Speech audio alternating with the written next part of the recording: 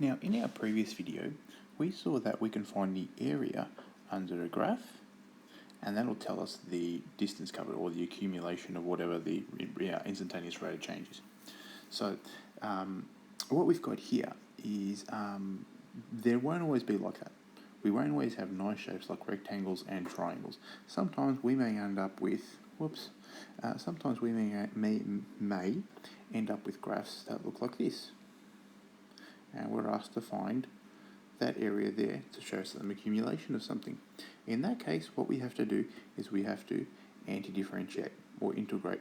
And we do that by following this rule, where if we're anti-differentiating over a certain domain or a certain set of x values, then we finding the definite integral, and then we end up replacing the values here. So I'm just going to remove this because I'm running to make sure I maximise my space. Okay, so for this, what we're going to do, we're going to say that the distance covered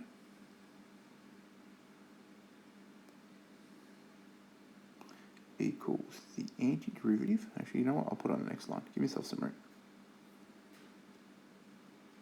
So the distance is equal to the antiderivative of 1 over 2x plus 2 with respect to x. And what we're doing is we are anti-differentiating over the same set of x values. So we're going to go from here, 6, down to 0. That's where we're anti-differentiating. So we're going to be finding out the area here. That's what we're going to find. Okay, so we're going to make use of this. That if we have a power and we anti-differentiate, we then bring the power down by 1. Bring the power in front, add 1 and turn it into a fraction. Over here, we add 1 to the power. So that's what we're going to do here. In this next line, I'm going to say we've got, now, what's our x? Our x is the power of 1. X is the power of 1. So from there, what we're going to do is we're going to say this now becomes 1 over 2, and we're going to multiply that by 1 over, 1 is our power, so it's going to be 1 plus 1. But let me draw it properly.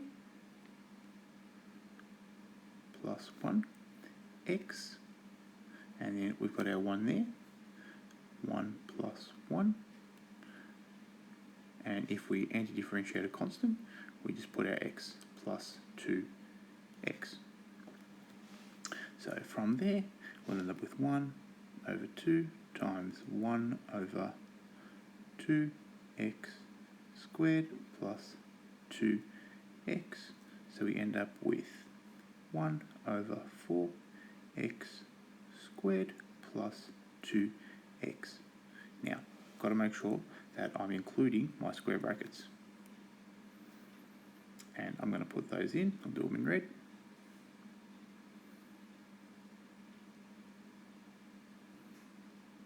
And I'm going to put that I'm going between 6 and 0. 6 and 0, 6 and 0. I'll draw the 6 a little bit clearer. Okay, so now what we're going to do is we're going to take this and we're going to substitute 6, and then we're going to subtract the same thing. We're going to substitute 0. So over here, we're going to say we've got 1 over 4x, instead of x, so 1 over 4 times 6 squared plus 2 times 6. I'm going to use big brackets. I'm going to say minus 1 over 4, 0, because that's what we've got there, squared plus 2 times 0. I'm going to close that off there.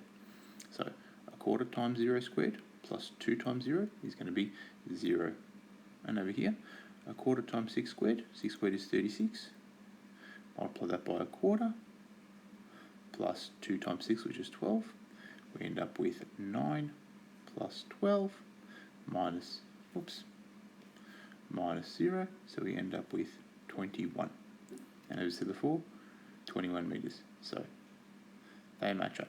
So to review that, we can find the area between any graph and the x-axis by anti-differentiating over the specified set of x values.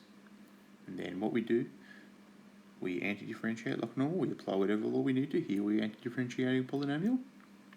And once we've done that, once we've anti-differentiated our top value, our bottom value, we substitute it, and that's how we can work out our accumulation from an instantaneous rate of change.